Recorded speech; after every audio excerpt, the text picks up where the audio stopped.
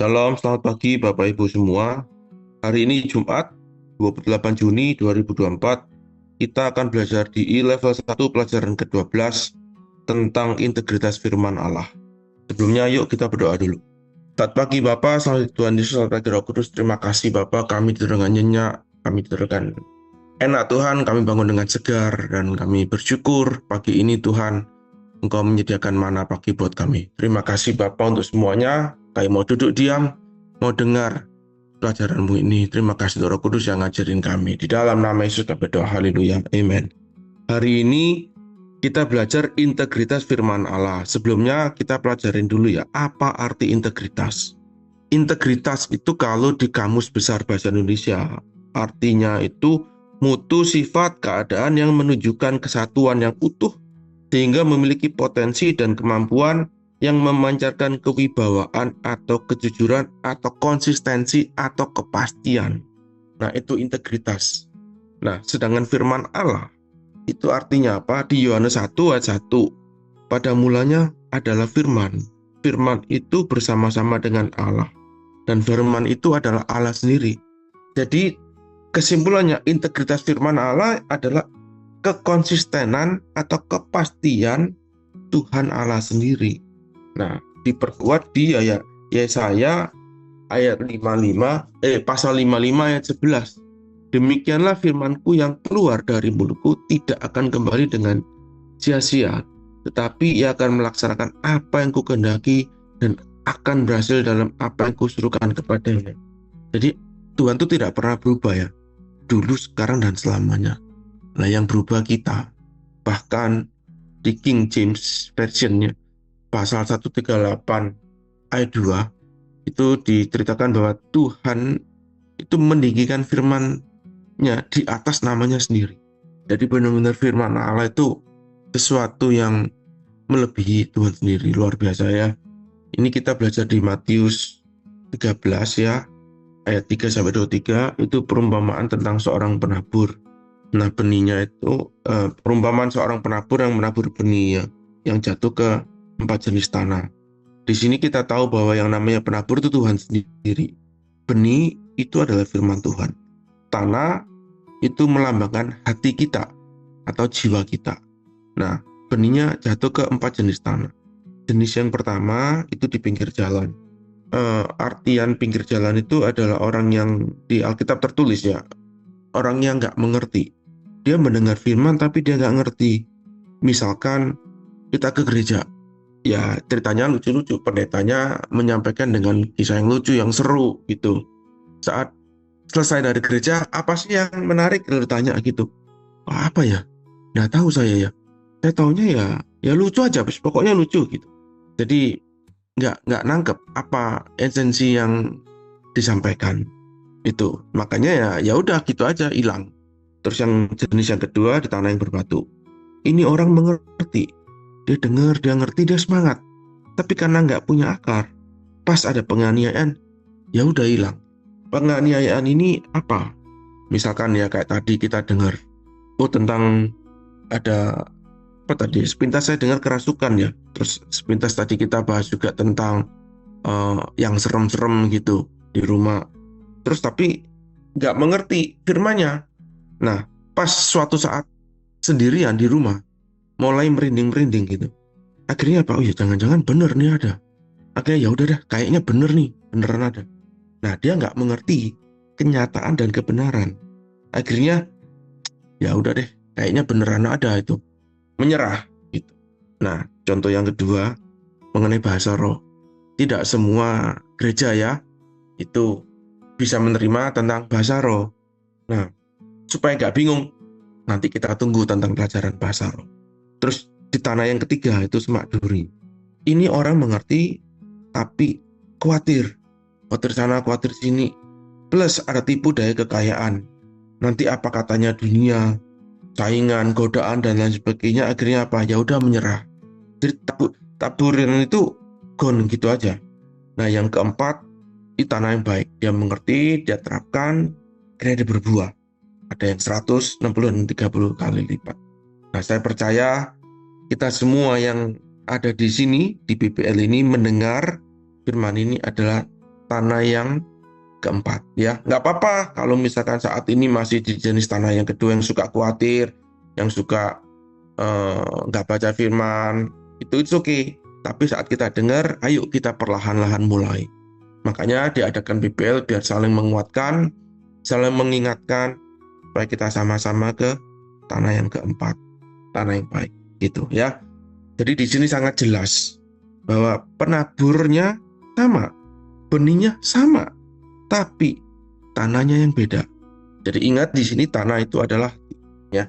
Nah, ada beberapa penyebab. Yang pertama, orangnya nggak tahu. Istilahnya begini, dia nggak tahu kalau ada 4 jenis tanah itu. Simpelnya seperti ini loh. Kita nggak tahu kalau ada tempat makan enak. Makanya tempat makan enak tuh suka pakai YouTuber, suka pakai Instagram, Telegram ya, untuk pasarin, untuk menceritakan, untuk memviralkan. Istilah beberapa teman di sini adalah marketing. Nah, itu. Makanya kita di sini Bapak Ibu, kita semua semangat ya untuk sharing 15 menit. Ada juga yang buka kelas di Nah, dengar-dengar minggu depan ada kelas baru dibuka onsite di Gading Serpong, Tangerang. Nah, buat Bapak Ibu yang kebetulan berdomisili di daerah Tangerang, Alam Sutra, BSD, Lipo Karawaci, silakan merapat. Nanti silakan japri ke saya akan siarkan informasinya.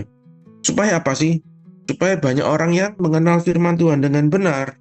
Gitu. Di Roma ayat pasal 10 dibilang gini, bagaimana orang-orang itu mereka dapat berseru kepada Tuhan jika mereka tidak percaya? Bagaimana dapat percaya jika tidak mendengar? Bagaimana bisa mendengar jika tidak ada yang membagikan? Bagaimana ada yang membagikan jika tidak diutus? So, Bapak Ibu, kita semua yang di sini adalah saling semangat untuk men-sharingkan kebaikan Tuhan, men-sharingkan kebenaran firman Tuhan. Jangan lupa Bapak Ibu, ayo kita berterima kasih buat yang ngajak kita. Kita ada di sini kan nggak ujuk-ujuk muncul di sini kan. Pasti ada ceritanya, ada yang ngajak, ada yang ngasih tahu kan. Nah, kita bersyukur, berterima kasih, berkembang di sini. Jangan lupa say thanks ya nanti sama yang ngajak Bapak. Oke, penyebab yang kedua, yang pertama tadi tidak tahu. Nah, yang kedua ini tahu, tapi salah diajar. Kayak bahasa roh tadi yang saya singgung di awal tadi. Tidak semua gereja bisa menerima. Padahal ini adalah kehendak Tuhan sendiri untuk kita punya bahasa roh. Nah, itu tugas kita meluruskan. Kita ajarkan supaya benar pengertiannya. Supaya ada dasar Alkitab. Nah, penyebab yang ketiga adalah penganiayaan karena firman. Bukan berarti kita belajar grace and faith ini ya, itu terus semuanya itu sudah oke, tidak ada pikul salib. Enggak. Kita belajar bahwa apa yang terlihat itu kalau tidak sesuai dengan kebenaran ya sudah, kita lebih percaya kebenaran. Memang tidak mudah Bapak Ibu. Saat menjalaninya tidak mudah, saya tahu. Kenyataannya itu menyeramkan. Kenyataannya itu enggak enak. Tapi kebenarannya apa? Itu yang kita perlu pegang. Ya. Jadi itu kurang lebih 3 penyebabnya. Lah, terus solusinya bagaimana? Yang pertama, ya kita mesti ngerti kebenarannya apa. Lah, caranya bagaimana? Ya baca firman, baca Alkitab. Yang kedua, bisa juga kita mendengar. Kita di sini punya library ya. Punya library itu ada rekaman-rekaman Spotify. Kalau mau yang baca kumpulan seruput kopi cantik itu ada websitenya. Bapak Ibu bisa tanya sama Ibu Yeni Indra. Beliau udah pernah bikin buku, itu kumpulan tulisan-tulisan beliau. Nah, sekarang nggak usah repot, ada websitenya, tinggal klik baca itu semua. Itu banyak sekali artikel-artikel yang sangat bagus ya untuk pertumbuhan iman kita, perkembangan jiwa kita. Nah, ada juga bentar lagi Kopdar BBL di Bandung. Monggo Bapak Ibu yang belum daftar, silakan daftar. Untuk Kopdar ini bagus banget, kita bisa ketemu in person, kita bisa saling kenal, tak kenal maka tak sayang, bisa langsung kenal, bisa langsung diskusi. Intinya begini, saat baca firman jangan buru-buru. Pokoknya 1 hari saya mesti selesai 3 pasal, ngebut. Entah ngerti enggak, pokoknya mesti 3 pasal. Jangan seperti itu, dulu saya seperti itu. Akhirnya enggak dapat apa-apa. Nah terus bagaimana? Ya sudah kayak makan, dinikmati pelan-pelan, dirasakan. Satu kata demi satu kata ayat itu ya, dibaca babak, direnungkan. Bayangin, itu kan kayak baca sejarah gitu kan, nah bayangin. sampai dapat satu pewahyuan, ada yang tiba-tiba pop up, ada yang kayak klik, oh iya ya, waduh, kok saya baru tahu gitu. Seneng banget, kayak cinta mula-mula gitu. Ya, kemana-kemana itu seneng gitu, merenungin itu seneng. Nah, itu yang namanya pewahyuan. Bapak Ibu kalau udah dapat seperti itu jangan diem saja, tolong dicatat supaya nggak lupa. Nanti kalau dapat pewahyuan lagi, tiba-tiba yang lama itu lupa, kalau kita nggak catat lah sayang. Itu berharga sekali. Itu melebihi emas tua itu, melebihi dari emas, perak, dan permata. Bapak Ibu kalau belum pernah ngerasain, coba dia alamin. Itu rugi banget kalau pernah ngerasain. Dicatat supaya nanti diseringkan. Kapan diseringkan? Ya begini-begini nih, kayak tadi pagi itu diseringkan ya, supaya kita tuh saling menguatkan. Ya, solusi yang kedua, 1 Korintus 15 berkata, pergaulan buruk merusak kebiasaan baik. Nah, ini kita mesti ngerti. Di sini kita belajar grace and faith. Itu banyak sekali perbedaan dengan pelajaran yang dulu ya. Jadi kita sudah ditabur tiap hari, kita mesti mengerti. Pergaulan buruk itu, kalau buruk yang negatif sih gampang dihindarin. Kalau buruk diajarin nyolong, diajarin bohongin orang, itu udah pasti kita nggak mau. Tapi ini buruknya itu yang bocor halus, yang nggak kelihatan, dalam tanda kutip gitu ya. Misalkan pelajaran yang dulu, Tuhan mencobai, Tuhan izinkan. Jangan-jangan Tuhan punya maksud ini. Jangan-jangan Tuhan marah nih sama kamu. Nah, seperti itu tuh yang mesti kita hindarin. Ya, itu pergaulan buruk. Kita semua di sini sedang menabur benih yang baik. Biarkan kita belajar itu, jangan kita kumpul dengan orang-orang yang pergaulan buruk dalam tanda kutip tadi ya. Supaya kita ini belajarnya tuntas. Jangan sampai belum selesai, balik lagi ke situ. Kayak babi kembali ke kubangan itu katanya firman.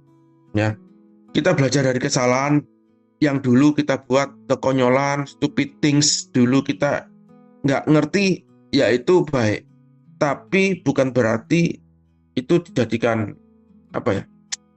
pegangan menyalah-nyalakan masa lalu. Tuhan aja nggak pernah ingat-ingat kesalahan kita kok.